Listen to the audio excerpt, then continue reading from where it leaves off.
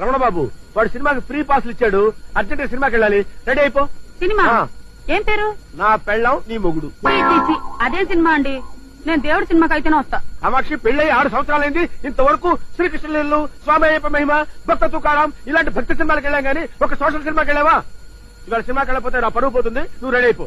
తప్పదంటారా? తప్పదు కామాక్షి. మరి మరి ఏంటి మరి? పట్టు చీర కావాలా, చెవులకు లోలాకలు కావాలా, నల్ల పూసల కొలుసు కావాలా చెప్పు.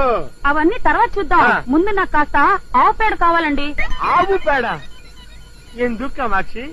నీళ్ళలో కలిపి పానకం చేసి గ్లాసులతో పట్టిస్తావా నాకు నువ్వు?